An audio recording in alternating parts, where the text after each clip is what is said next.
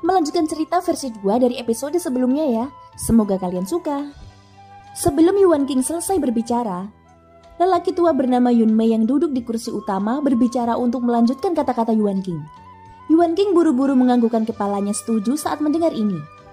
Lagi pula aku merasa Xiaoyan ini mungkin punya bermusuhan dengan sekte kuil hantu. Ini karena dia memberikan pukulan berat pada iblis sapi tua. Terlebih lagi, ucap Yuan King. Yuan King berhenti ketika dia berbicara tentang hal ini. Terlebih lagi apa? Bicaralah, ucap Yun Mei. Terlebih lagi, aku merasa iblis api tua dan yang lainnya telah datang ke wilayah barat daya untuk Xiaoyan, ucap Yuan King. Begitu kata-kata ini diucapkan, semua orang di aula mulai berbicara satu sama lain. Mereka telah menjaga perbatasan benua selama bertahun-tahun. Karena mereka tidak tahu apa yang ditunggu oleh sekte kuil hantu, oleh karena itu mereka selalu ditahan. Namun Yuan King sebenarnya telah memberikan jawaban yang sangat besar. Mereka datang ke perbatasan benua hanya untuk menunggu satu orang. Jawaban ini terlalu lemah dan tidak berdaya. Yun Mei juga sedikit mengernyit. Dia memandang Yuan King dengan ekspresi penuh arti, mengisyaratkan agar dia berhenti membicarakan masalah ini. Yuan King juga mengerti saat melihat ini. Matanya sedikit berubah saat dia mengangkat kepalanya untuk melihat Yun Mei. Awalnya dia sepertinya ingin mengatakan sesuatu, namun pada akhirnya dia tidak mengatakan apapun. Beberapa saat kemudian, Yuan King akhirnya memaksakan senyum dan berkata, "Hei, ini hanya dugaan pribadiku. Tidak ada dasar untuk itu. Semuanya, tolong jangan mengingatnya. Anggap saja itu sebagai lelucon," ucap Yuan King. Mendengar ini semua orang melirik Yuan King dan mengabaikannya. Di bawah pimpinan Yun Mei, semua orang di aula kembali tenang. Yun Mei mengalihkan pandangannya ke seberang aula yang sudah tenang. Tatapannya berhenti pada Yuan King sejenak sebelum dia membuka mulut untuk berbicara. "Yuan King, menurut apa yang kamu katakan tadi, Xiaoyan ini memang lumayan. Bukan tidak mungkin sekte awan langit kita akan menggunakannya. Namun aku ingin tahu apakah niatmu kali ini adalah keinginan Xiaoyan," ucap Yun Mei. Selain Yuan King, semua orang bingung dengan kata-kata Yun Mei. Secara logika, Yuan King seharusnya mengatakan ini karena dia telah dipercaya oleh Xiaoyan. Kenapa dia bertanya apakah itu keinginan Xiaoyan? Memang benar, ini agak tidak bisa dipahami. Di dalam aula besar, semua orang memandang Yun Mei yang duduk di kursi utama dengan sedikit keraguan. Mereka saling memandang dan melihat ekspresi yang sama di mata yang lain. Yuan King juga sedikit terkejut dengan kata-kata Yun Mei, tapi dia segera sadar kembali. Setelah berpikir sejenak di dalam hatinya, Yuan King akhirnya membuka mulutnya untuk mengatakan yang sebenarnya. Membalas diakon Yun Mei, "Kata-kataku ini adalah pikiranku sendiri dan bukan sesuatu yang diminta oleh Xiaoyan untuk kulakukan," ucap Yuan King. Semua orang yang hadir menjadi gempar saat kata-kata Yuan King diucapkan. Semua ini sebenarnya adalah pemikiran Yuan King sendiri. Yuan King sebenarnya telah menghabiskan begitu banyak upaya untuk menyampaikan kata-kata baik kepada seseorang yang hanya dia temui sekali dan ingin merekrutnya ke dalam sekte awan langit. Ini sangat sulit untuk dipahami. Pada saat ini beberapa orang berpikir, mungkinkah Xiaoyan telah melakukan sesuatu pada Yuan King? Kalau tidak, mengingat karakter Yuan King, mengapa dia begitu perhatian pada orang lain tanpa alasan? Yun Mei sedikit mengangguk saat mendengar ini. Setelah itu dia segera bertanya pada Yuan King, "Kalau begitu, menurutku pasti ada alasan di baliknya kan? Jika tidak, mengapa tetua sekte awan langit yang bermartabat di wilayah tengah melakukan begitu banyak upaya hanya karena bakat satu orang?" ucap Yun Mei. Yuan King tersenyum canggung saat mendengar ini. Setelah itu dia membuka mulutnya dan berkata kepada Yun Mei, "Diakon Yun Mei sungguh mengesankan. Kalau dipikir-pikir, aku hanya ingin membalas Xiaoyan karena telah menyelamatkan hidupku. Aku merasa jika aku merekrutnya ke dalam sekte awan langitku, aku tidak hanya akan mampu membayar utangnya, tetapi sekte awan langitku juga akan memiliki kejeniusan lain. Itu sebabnya aku melakukan ini," ucap Yuan King. "Ho, menyelamatkan hidupmu? Bukankah dia mengusir iblis api tua?" ucap Yun Mei sedikit mengernyit saat mendengar ini dan bertanya dengan agak ragu. Yuan King sedikit mengangguk dan terus berbicara dengan Yun Mei. "Itu benar. Meskipun iblis api tua diusir oleh Xiaoyan, serangan terakhir dari iblis api tua melukai tubuh fisikku. Diakon Yun Mei juga harus tahu bahwa orang-orang seperti kita yang kekuatannya belum mencapai kelas Dodi pasti akan mati jika tubuh fisik kita rusak jika kita tidak memiliki tubuh fisik yang segar atau metode untuk memurnikan tubuh fisik. Saat itu hanya ada aku, iblis api tua, dan Xiaoyan di lokasi itu. Tentu saja tidak akan ada tubuh manusia lain yang hidup. ucap Yuan King. Begitu kata-kata ini diucapkan, Yuan King tidak perlu menjelaskan lebih jauh. Semua orang sudah menyadari situasinya. Tanpa tubuh fisik, hanya beberapa teknik rahasia yang dapat memurnikan tubuh fisik yang dapat menyelamatkannya. Tidak sembarang orang bisa memiliki teknik rahasia seperti itu. Bahkan di Sekte Awan Langit, hanya eselon atas dari sekte tersebut yang memiliki teknik rahasia seperti itu. Mata semua orang berbinar ketika memikirkan hal ini. Bahkan Yun Mei yang duduk di kursi utama memiliki cahaya samar di matanya. Xiaoyan tidak hanya menyelamatkan Yuan King, tetapi juga memiliki metode untuk memurnikan tubuh fisik. Hal ini menyebabkan opini semua orang tentang Xiaoyan berubah tanpa disengaja. Bakat Xiaoyan telah membuat semua orang berseru kagum. Menambahkan kemampuan yang dia miliki, Xiaoyan ini sudah memiliki syarat bagi mereka untuk mengambil inisiatif untuk mengikatnya. Metode Xiaoyan untuk memurnikan tubuh fisik saja sudah cukup untuk mengalahkan sebagian besar orang di aula. Lagi pula bahkan jika Yun Mei dimasukkan, tidak ada satu orang pun yang mencapai kelas Dodi. Dengan cara ini teknik rahasia Xiaoyan merupakan jaminan besar bagi kehidupan setiap orang yang hadir. Yun Mei sedikit mengernyit saat dia melihat kerumunan yang kacau di bawah. Ekspresi tidak sabar terlihat di wajah tuanya. Dia dengan lembut mengangkat tangan kirinya dan melambaikannya di depannya. Tekanan tak terlihat menyebar dari tubuh Yun Mei. Suasana yang agak bising dan semarak di aula langsung menjadi sunyi. Yun Mei mengerutkan kening dan mengalihkan pandangannya ke semua orang yang hadir. Akhirnya dia mendengus dingin dan menatap Yuan King. Yun Mei memandang Yuan King dan mengangguk. Matanya menunjukkan ekspresi kekaguman. Dia tersenyum sedikit dan membuka mulutnya untuk berbicara secara jujur. Aku sangat bangga dan sangat berterima kasih padamu. Sekte Awan Langitku membutuhkan orang-orang sepertimu. Hanya orang jujur seperti itu yang bisa membiarkan Sekte Awan Langitku tumbuh lebih kuat. Hahaha, ucap Yun Mei.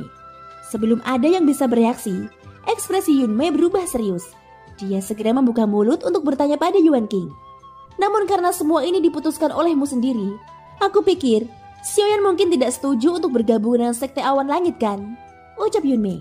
Ekspresi semua orang sedikit terkejut saat mendengar ini. Segera mereka memandang Yuan King dengan sedikit kekhawatiran di hati mereka. Yuan King juga tercengang mendengar kata-kata Yun Mei. Ini adalah sesuatu yang tidak pernah dia duga. Memang benar, ini hanyalah idenya sendiri. Dia berpikir seperti ini karena dia ingin mengikat Xiaoyan. Terlebih lagi itu bukanlah jenis tali yang ada dalam pikiran setiap orang yang hadir. Melalui berbagai tindakan Xiaoyan dan konfirmasi terakhir Xiaoyan, Yuan King telah mengambil keputusan. Xiaoyan ini pastilah murid dari faksi besar yang tersembunyi. Apalagi identitasnya jelas tidak biasa. Hal ini terlihat dari bagaimana iblis sapi tua tanpa sadar berteriak ketika mendengar namanya. Iblis sapi tua tahu tentang Xiaoyan. Kemungkinan besar tujuannya adalah untuk menangkap Xiaoyan dan menggunakannya untuk mengancam faksi di belakangnya. Xiaoyan telah meminta Yuan King untuk mengungkapkan identitasnya sebagai seorang kultivator bebas. Yuan King menyetujui permintaan Xiaoyan tanpa ragu-ragu. Menurut Yuan King, tindakan Xiaoyan sepenuhnya untuk mencegah identitasnya terungkap dan membawa bencana bagi dirinya sendiri. Oleh karena itu Yuan King ingin memanfaatkan momen ini untuk membiarkan Xiaoyan bergabung dengan Sekte Awan Langit. Di satu sisi, ia bisa menyembunyikan identitasnya. Di sisi lain, dia diam-diam bisa menarik faksi kuat untuk Sekte Awan Langit. Ini akan menjadi kontribusi besar bagi Sekte Awan Langit.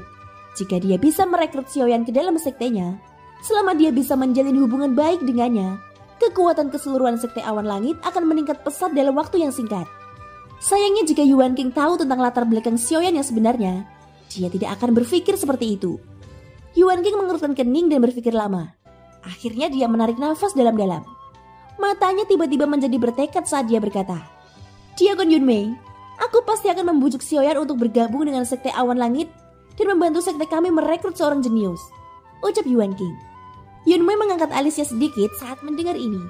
Dia melihat ekspresi tekad Yuan King dan sedikit menurunkan kelopak matanya. Matanya bergerak, tapi dia tidak mengatakan apa-apa.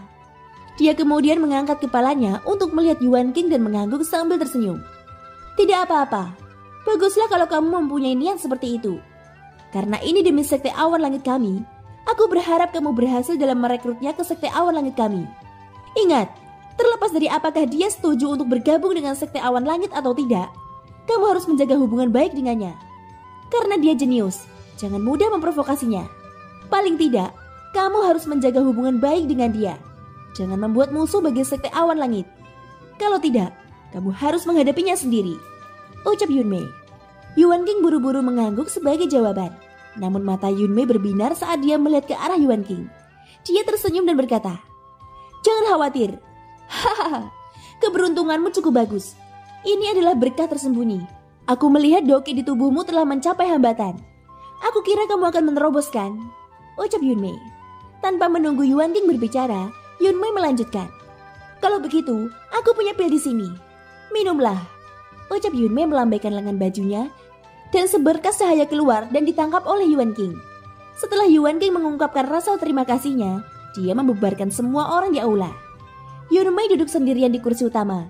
Dia mengangkat kepalanya untuk melihat ke langit di luar aula dan bergumam pada dirinya sendiri. Mungkinkah seperti yang dikatakan Yuan King, bahwa orang yang mereka cari kali ini adalah Xiaoyan? Namun mengapa sangat berbeda dengan sebelumnya? Apa yang sedang dilakukan orang-orang yang bukan manusia atau hantu ini? Sekelompok lelaki tua yang keras kepala dan tercela. Beraninya mereka menunda kepulanganku sebulan. Cukup menyebalkan. Scene berganti. Bersamaan dengan suara angin yang bertiup, seorang pria berjubah hitam muncul di puncak gunung. Xiaoyan menghirup udara sejuk dalam-dalam dan merasakan angin di sekelilingnya. Bibirnya membentuk senyuman. Sambil bergerak, dia menghilang dari puncak gunung bersama hembusan angin. Detik berikutnya hembusan angin menyapu hutan di kejauhan. Pepohonan dalam radius beberapa ratus kaki bergoyang dan berdesir. Sosoknya muncul di puncak pohon. Mendengar suara gemerisik di samping telinganya, Xiaoyan mengalihkan pandangannya ke dedaunan yang memenuhi langit. Tubuhnya sekali lagi melintas dan menghilang. Di area yang jernih dan luas, angin menderu-deru. Suara angin terus terdengar dan menyapu seluruh area. Tiba-tiba Xiaoyan meraung. Dia berdiri di udara dan membuka tangannya. Kekuatan hisab muncul di tangannya. Hembusan angin kencang bertiup antara langit dan bumi. Itu menyapu awan. Awan gelap melonjak dan langit langsung berubah menjadi gelap. Xiaoyan menggerakkan kakinya dan mengambil langkah misterius. Kekuatan hisab di tangannya meningkat. Hembusan angin yang tak terlihat menyapu dedaunan di hutan dan membentuk naga hijau panjang yang berenang melintasi langit. Meski dibentuk oleh angin dan awan, namun tetap memberikan kesan mendominasi. Sosok Xiaoyan tiba-tiba muncul di kepala naga. Dengan lambaian tangannya, makhluk besar di bawah kakinya yang seperti naga sungguhan tiba-tiba berubah menjadi dedaunan berguguran yang memenuhi langit. Itu hanyut bersama gelombang ini. Pada saat ini sebuah suara tua yang disertai dengan sedikit senyuman tiba-tiba terdengar di benak Xiaoyan. "Tingkat pemahamanmu tidak buruk. Hahaha, lumayan. Kamu sebenarnya meminjam kekuatan angin dan menggabungkannya dengan gerakan kakimu. Kamu telah berhasil mengeksekusi langkah angin dari langkah pemusnah langit pada percobaan pertamamu. Kamu bisa dianggap telah melatihnya dengan cukup baik," ucap suara tua itu yang tidak lain adalah Guyo. Xiaoyan bersukacita dan tersenyum sambil menjawab, "Hahaha, ini semua berkat bimbinganku tua. Kamu mengizinkanku menggunakan gerakan 3000 petir dan kekuatan angin untuk mengembangkan langkah pemusnah langit. Itulah sebabnya kecepatan kultivasiku sangat cepat," ucap Xiaoyan. Guyo tertawa ketika mendengar ini dan melanjutkan, "Kamu berpikir bahwa kamu sedang mengembangkan tingkat pertama, tetapi kamu sebenarnya sudah mengolah tingkat kedua dari langkah pemusnah langit. Kalau begitu, bukankah langkah pemusnah angin akan menjadi hal yang mudah?" ucap Guyo. Xiaoyan juga menganggukkan kepalanya dengan tersenyum. Setelah itu dia berhenti berkultivasi dan dengan santai mencari tempat untuk beristirahat. Guyo juga tersenyum kagum tapi tidak mengatakan apa-apa. Jalur kultivasi adalah kemajuan selangkah demi selangkah. Berkultivasi secara membabi buta hanya akan menyebabkan seseorang terlalu bersemangat untuk cepat sukses dan akhirnya gagal di ambang kesuksesan. Ketika segala sesuatunya mencapai titik ekstrim, mereka akan bergerak ke arah yang berlawanan. Inilah prinsipnya. Xiaoyan duduk di puncak gunung. Metode budidaya mantra api di tubuhnya perlahan beredar saat dia menyerap energi alam antara langit dan bumi. Tiba-tiba Xiaoyan sepertinya memikirkan sesuatu dan menarik diri dari kondisi kultivasinya. Dengan membalikkan tangannya, sebuah botol giok muncul di tangan Xiaoyan. Pada saat yang sama Xiaoyan berteriak dalam hatinya, "Kutua, ada yang ingin kutanyakan padamu. Silakan keluar dan temui aku," ucap Xiaoyan. Suaranya baru saja terdengar ketika seberkas cahaya keluar dari segel api di antara alis Xiaoyan. Itu terus berubah di depan Xiaoyan dan akhirnya berubah menjadi penampilan seorang lelaki tua. Guyo mengangkat alisnya saat melihat ekspresi cemas Xiaoyan. Dia tidak bertanya lebih jauh dan duduk di tanah, menunggu Xiaoyan berbicara. Xiaoyan mengulurkan tangannya, meletakkan botol giok di depan Guyo. Guyo mengerutkan kening saat melihat ini. Dia melirik Xiaoyan. Saat dia melihat Xiaoyan menganggukkan kepalanya, Guyo menerima botol giok di tangannya. Guyo melihat botol giok di telapak tangannya tetapi tidak melihat sesuatu yang istimewa di dalamnya. Dia tidak terlalu memikirkannya. Tujuan Xiaoyan seharusnya ada di dalam botol giok ini. Guyo perlahan membuka botol giok di depan mata Xiaoyan yang agak terkejut. Bola cahaya putih susu seukuran ibu jari perlahan melayang keluar dari botol giok. Melihat ini, ekspresi terkejut muncul di wajah Guyo. Dia lalu mengulurkan tangannya dan cahaya muncul di tangannya melingkari bola cahaya. Siapa orang ini? Dia sebenarnya masih hidup, ucap Guyo. Saat ini wajah Guyo dipenuhi dengan keterkejutan. Pupil matanya menyusut dan mulutnya setengah terbuka.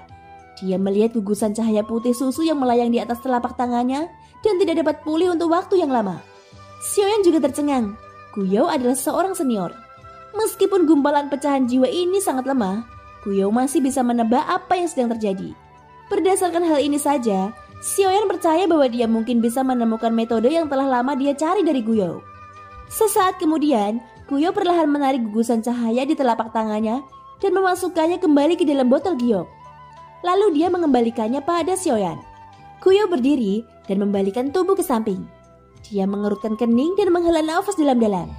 Setelah itu dia menoleh untuk melihat Xiaoyan. Jika aku tidak salah menebak, kamu ingin aku membantumu memperbaiki jiwanya kan? Ucap Guyo. Xiaoyan tidak terkejut saat mendengar ini.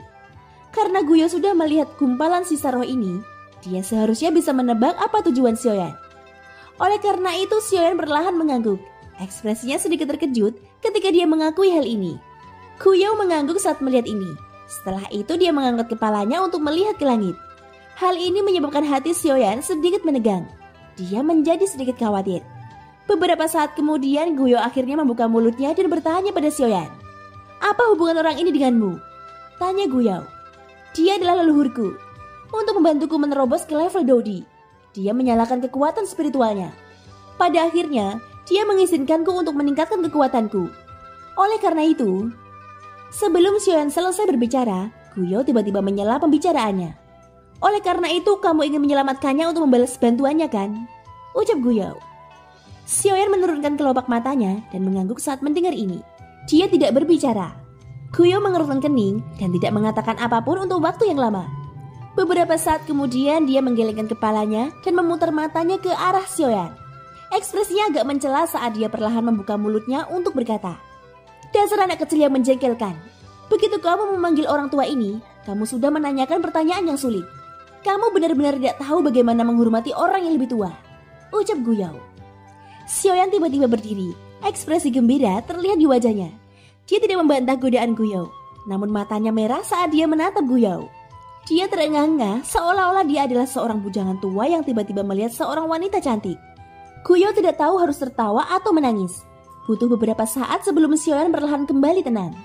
Namun kegembiraan masih bisa dilihat di hatinya. Guyo memperhatikan perubahan ekspresi Xiaoyan dan tersenyum tak berdaya. Dia mengulurkan tangannya untuk memberi isyarat agar Xiaoyan tenang terlebih dahulu. Itu benar. Leluhurmu ini memang masih memiliki sisa aura kehidupan di dalam dirinya. Ucap Guyo tiba-tiba berhenti berbicara. Namun mata Xiaoyan berbinar. Ini adalah sesuatu yang tidak dia deteksi. Xiaoyan belum pernah mendeteksi sedikit pun jejak aura kehidupan sebelumnya. Sebelum Xiaoyan dapat berbicara, Guyo menarik nafas dalam-dalam dan dengan cepat berkata, "Masih terlalu dini bagimu untuk merayakannya. Jangan terlalu cepat bahagia. Masih belum diketahui apakah leluhurmu bisa dibangkitkan atau tidak. Ini karena gumpalan sisa jiwanya terlalu lemah. Karena itu pula tidak ada harta alam yang bisa menyehatkan jiwanya. Oleh karena itu, kamu tidak boleh terlalu berharap. Satu-satunya metode yang bisa dikuberikan padamu adalah dengan menggunakan kemampuanmu sendiri untuk melindunginya semaksimal mungkin," ucap Guyo. Ekspresi Xiaoyan yang awalnya dipenuhi harapan tampak sedikit sedih saat ini. Xiao Xuan terlalu penting baginya dan seluruh klan Xiao. Jika bukan karena Xiao Xuan, Xiaoyan mungkin tidak akan bisa menjadi seorang Dodi. Jika bukan karena Xiao Xuan, klan Xiao kemungkinan besar tidak akan ada lagi dan tidak akan bisa makmur. Meskipun Xiao Xuan adalah sosok dari 1000 tahun yang lalu, dia masih berjuang terlalu keras demi klan Xiao bahkan setelah 1000 tahun. Namun Xiaoyan dengan susah payah mencari metode kebangkitan selama 10 tahun. Harapan dalam hati Xiaoyan telah hancur sepenuhnya oleh kata-kata Guyo. Guyo mengerutkan kening saat melihat ekspresi sedih di wajah Xiaoyan. Dia menunduk dan mulai merenung. Waktu perlahan berlalu dalam suasana sunyi ini. Setelah keheningan duo Xiaoyan, area dalam jarak 1000 kaki dari Xiaoyan menjadi sunyi senyap. Semuanya tampak sangat sunyi. Bahkan beberapa binatang ajaib diam-diam merangkak di tanah. Mereka bahkan tidak berani bernafas dengan keras. Hati mereka dipenuhi rasa takut. Akhirnya langit berangsur-angsur menjadi gelap. Hari sudah malam. Sehari telah berlalu dengan tenang. Guyo yang diam-diam berdiri di puncak gunung akhirnya bergerak saat ini. Tubuhnya sedikit gemetar. Dia perlahan mengangkat kepalanya yang tertunduk dan menatap Xiaoyan yang masih memasang ekspresi sedih. Sesaat kemudian keheningan yang berlangsung sepanjang hari ini akhirnya dipecahkan oleh Guyo. Mata Guyo berbinar. Dia melihat penampilan Xiaoyan yang lesu dan bertepuk tangan dengan keras. Ekspresi pengertian muncul di wajah tuanya. Tindakan Guyo ini juga membangunkan Xiaoyan yang suasana hatinya murung sepanjang hari. Dia menatap Guyo dengan wajah lesu. Hanya ketika Xiaoyan melihat ekspresi wajah Guyo, barulah ekspresinya berubah. Dia tiba-tiba terkejut. Kedua matanya dengan cepat memerah. Wajahnya dipenuhi dengan kegembiraan dan kejutan yang liar. Tubuhnya yang duduk berdiri dari tanah. Untuk beberapa alasan yang tidak diketahui, kaki Xiaoyan terasa mati rasa ketika dia berdiri. Meskipun dia memiliki tubuh fisik setengah dodi, tubuhnya terhuyung sesaat sebelum berhasil menstabilkan dirinya. Matanya dipenuhi antisipasi saat dia melihat ke arah Guyo. "Ketua, pernahkah kamu memikirkan metode kebangkitan leluhurku?" ucap Xiaoyan. Guyo dengan lembut mengangguk setelah mendengar ini dan menyetujui permintaan tersebut. "Gumpalan jiwa leluhurmu ini terlalu lemah. Kecerobohan sekecil apapun bisa menyebabkannya hilang sepenuhnya. Aku telah memikirkan banyak metode di masa lalu. Aku telah mempertimbangkan ratusan harta alam yang dapat membantu asal jiwa seseorang. Sayangnya tidak ada satupun yang layak. Sampai saat ini aku memikirkan sebuah metode. Apalagi jika metode ini tidak berhasil, tidak akan ada harapan untuk membangkitkan leluhurmu. Metode ini adalah dengan menggunakan sesuatu yang lemah seperti pecahan jiwa leluhurmu untuk memelihara, menggabungkan dan memulihkan. Adapun hal semacam ini, itu adalah energi esensi jiwa yang murni," ucap Guyo. Esensi jiwa. Wajah Xiaoyan tidak yakin saat dia melihat ke arah Guyo dan bertanya dengan tidak percaya. "Itu benar, itu adalah esensi jiwa. Lagi pula itu harus cukup murni. Jika esensi jiwa tidak cukup murni dan bertentangan dengan sisa jiwa leluhurmu saat menyatu, aku yakin kamu tahu apa hasil akhirnya," ucap Guyo. Xiaoyan mengerutkan kening saat mendengar kata-kata itu. Hakikat jiwa seseorang adalah landasan seseorang. Mengekstraksi esensi jiwa orang lain sama dengan Xiaoyan membunuh seseorang. Namun tindakan seperti itu bukanlah sesuatu yang bisa dilakukan Xiaoyan. Meskipun Xiaoyan tidak berani menyebut dirinya orang baik, dia tidak akan membunuh seseorang tanpa alasan. Ini bukanlah cara Xiaoyan dalam melakukan sesuatu. Bahkan jika semua ini untuk menghidupkan kembali leluhurnya, Xiaoyan tidak akan melakukan hal seperti itu. Namun jika dia tidak melakukannya, Xiao Xuan tidak akan bisa dihidupkan kembali. Hal ini membuat Xiaoyan ragu. Selain itu ada hal penting lainnya. Esensi jiwa adalah fondasi seseorang. Itu adalah landasan kehidupan. Bagaimana mungkin untuk memurnikannya sepenuhnya? Xiaoyan tidak bisa menahan diri untuk tidak mengerutkan kening ketika dia memikirkan masalah besar ini. Guyo sepertinya telah memahami pikiran Xiaoyan ketika dia melihat ini. Dia tertawa terbahak-bahak dan berkata, "Kamu tidak perlu melakukan hal seperti itu. Mengapa kamu tidak membunuh saja mereka yang ingin membunuhmu? Dengan cara ini, itu akan sejalan dengan hatimu dan kamu akan dapat menyingkirkan musuh-musuhmu. Bukankah itu bagus? Adapun apa yang kamu pikirkan tentang tidak bisa sepenuhnya memurnikan esensi jiwa, hahaha, itu hanyalah kekhawatiran yang tidak perlu. Ini baru 10 tahun. Apakah kamu sudah lupa identitasmu? Kamu adalah seorang kaisar api. Hahaha, aku tidak percaya kamu lupa identitasmu. Api surgawi adalah benda suci yang dapat membakar semua makhluk hidup. Apa gunanya sumber esensi jiwa itu? Selain itu kamu juga memiliki api hati jatuh, yang memiliki kekuatan penghancur terbesar terhadap kekuatan jiwa. Dan juga api teratai iblis yang memurnikan, yang memiliki kekuatan pemurnian terbesar. Jika kamu ingin mendapatkan sumber esensi jiwa yang murni, itu tetap merupakan masalah kekuatanmu, ucap Guyo. Xiaoyan akhirnya bereaksi setelah kata-kata Guyo keluar dari mulutnya. Siapa bilang tidak ada esensi jiwa?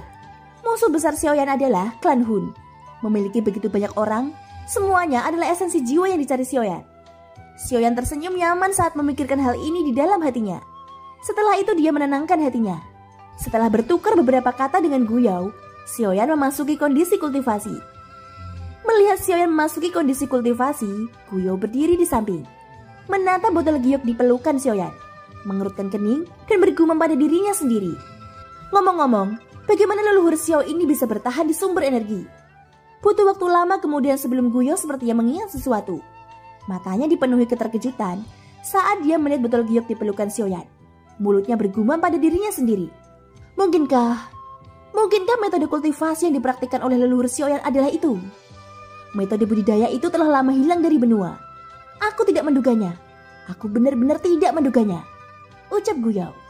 Waktu berlalu. Dalam sekejap mata hari sudah larut malam. Xiaoyan yang sedang berlatih tiba-tiba membuka matanya yang semula tertutup. Xiaoyan melambaikan lengan bajunya dan aliran cahaya hitam keluar. Cahaya hitam mulai berubah dalam jarak dekat di depan Xiaoyan. Akhirnya ia menjelma menjadi sosok manusia yang serba hitam. Jika seseorang mengamatinya dengan cermat, kulit yang tampak hitam itu sebenarnya adalah ruang kosong. Hahaha, Xiaoyan, saatnya telah tiba. Bukankah sudah waktunya bagimu untuk menepati janjimu kepadaku? Mendengar ini, Xiaoyan sedikit mengernyit dan membuka mulut untuk bertanya. Api Nihility, apakah kamu benar-benar ingin menjadi Dodi? Ucap Xiaoyan. Api Nihility tertawa dingin saat mendengar ini. Cukup, bukan terserah kamu untuk menilai apa yang aku inginkan. Kamu hanya perlu menepati janjimu, ucap Api Nihility. Xiaoyan juga menghela nafas saat mendengar ini. Dia tanpa daya menganggukkan kepalanya dan berkata dengan lemah. Dia berkata dengan acuh tak acuh. Karena itu masalahnya, apakah kamu siap? Ucap Xiaoyan. Hah, aku telah menunggu hari ini selama 1000 tahun. Aku sudah lama siap. Mengapa aku harus melakukan persiapan yang tidak perlu? Ucap Api Nihility. Xiaoyan mengangguk. Karena itu masalahnya, aku akan membantumu, ucap Xiaoyan. Sebelum suaranya memudar, sosok Xiaoyan melintas dan muncul tinggi di langit. Xiaoyan duduk bersila di udara dan berteriak pada Nihility di bawah. Saya melihat tubuhmu dipenuhi dengan pertempuran Ki. Kamu hanya perlu menggunakan sumber energi untuk menyelesaikan langkah terakhir terobosanmu. Aku akan melakukan yang terbaik untuk menyerap energi antara langit dan bumi. Sementara kamu hanya perlu menyerap sumber energi. Selama sumber energi tersedia cukup, aku yakin kamu akan dapat menerobos kerana Dodi di dalam waktu kurang dari 10 hari. Ucap Xiaoyan. Mata Nihility sedikit cerah. Saat dia hendak berbicara, suara lain terdengar. Xiaoyan, aku sarankan kamu memberinya botol giokmu sebelum kamu membantunya. Jika tidak buruk, itu akan sangat berguna. Alis Xiaoyan berkedut saat kata-kata ini diucapkan. Meski dia tidak mengerti, dia tetap menganggukkan kepalanya dengan lembut. Ekspresi Nihility berubah menjadi terkejut. Seluruh tubuhnya tiba-tiba bergetar saat dia tanpa sadar mundur beberapa langkah. Dia melihat ke samping dan melihat seorang lelaki tua menatapnya dengan senyuman di wajahnya. Ekspresi Api Nihility berubah. Sosoknya bergerak dan tiba di depan Xiaoyan. Xiaoyan tersenyum tipis. Ini Gu tua, kamu tidak perlu khawatir. Dia tidak akan menyentuhmu, ucap Xiaoyan. Nihility dengan hati-hati melihat Xiaoyan. Xiaoyan mengulurkan tangannya, dan sebuah botol giok diletakkan di pelukan Xiaoyan. Pada saat yang sama dia berkata, ini ada hubungannya dengan leluhurku. Hati-hati, jangan sampai rusak. Kalau tidak, kamu juga sudah merasakan betapa mengerikannya Gu tua, ucap Xiaoyan. Xiaoyan tidak mengatakan apapun lagi. Tubuhnya tegak saat dia memasuki kondisi kultivasi gila. Nihility sekali lagi melirik Guyo di bawah. Dia benar-benar mengabaikan kata-kata Xiaoyan sebelumnya. Matanya berputar cepat, dan dia menemukan tempat dengan sumber energi yang padat. Setelah itu dia terjun ke pelatihan. Guyo tersenyum tipis saat dia melihat botol giok di pelukan Nihility. Begitu keduanya memasuki kondisi kultivasi, langit tiba-tiba menjadi badai dan bergejolak. Awan petir bergejolak di langit saat kilat dan guntur bergemuruh. Dunia yang awalnya gelap menjadi seterang siang hari. Kadang-kadang saat itu malam, tetapi di waktu lain siang hari. Siklus siang dan malam berlanjut selama beberapa jam. Sementara terobosan Nihility masih dalam proses kemajuan berlahan. 10 hari kemudian Xiaoyan memberi isyarat dengan tangannya. Dan kekuatan hisap keluar dari tangannya. Sebuah botol giok terangkat ke udara dan disimpan di cincin penyimpanannya. Pada saat ini mata Guyo akhirnya kembali jernih. Di langit sosok Api Nihility meraung marah. Di permukaan tubuhnya, api hitam muncul dan api keluar dari matanya. Ruang di sekitar Nihility terus-menerus hancur saat dia melahap kekuatan spasial. Seluruh dunia secara bertahap diserap ke dalam tubuhnya, menjadi bagian dari dirinya. Sambaran petir hitam tiba-tiba memenuhi langit dan menghantam tubuh Nihility dengan suara keras. Setelah ledakan keras, tidak ada orang lain selain Xiaoyan dan Guyo. Xiaoyan sedikit mengernyit. Sebelum dia bisa melakukan apapun, sambaran petir hitam jatuh dari langit. Nihility melihat ke arah petir hitam itu dan mengeluarkan raungan yang sangat marah. Segel tangannya berubah dengan cepat dan banyak segel rumit ditembakkan satu demi satu. Ekspresi Guyo berubah saat dia melihat segelnya, tapi dia tidak mengatakan apapun pada akhirnya. Tangan Guyo bergerak lembut di bawah lengan bajunya dan seberkas cahaya keluar. Itu berkedip-kedip di depan Xiaoyan sebelum menghilang. Di mata Xiaoyan, segala sesuatu di langit tampak normal. Api nihiliti hanya bisa membuat terobosan selama dia bisa bertahan lebih lama. Namun aura nihiliti lemah di mata Guyo, dan api di sekujur tubuhnya redup. Pada saat ini penghalang biru muncul di langit di atas 9 surga. Penghalang terus berubah. Akhirnya sebuah telapak tangan besar perlahan terbentuk. Telapak tangan besar itu menghantam api nihiliti. Dia pasti akan mati jika dia dipukul. Pada saat ini cahaya hitam menyala dan segala sesuatu di langit kembali normal. Seolah-olah tidak terjadi apa-apa. Namun api nihiliti tidak ditemukan. Pada saat yang sama di ruang rahasia yang jauhnya ribuan mil, mata yang awalnya menyipit dari seorang pria parubaya dengan pakaian mewah perlahan terbuka pada saat ini. Dia melihat ke arah tertentu. Arah itu adalah arah di mana Xiaoyan berada. Di saat yang sama di tempat lain, sepasang mata berlumuran darah juga melihat ke sana. Meskipun keduanya tidak bersama, pada saat ini mereka berbicara pada saat yang sama dan dengan ragu bertanya, "Ada apa? Siapa ini? Siapa yang berani menyentuh batas langit?" Thank you guys, sudah mendengarkan cerita versi 2 sampai selesai. Ikutin terus kelanjutannya ya. Sampai jumpa dan bye-bye.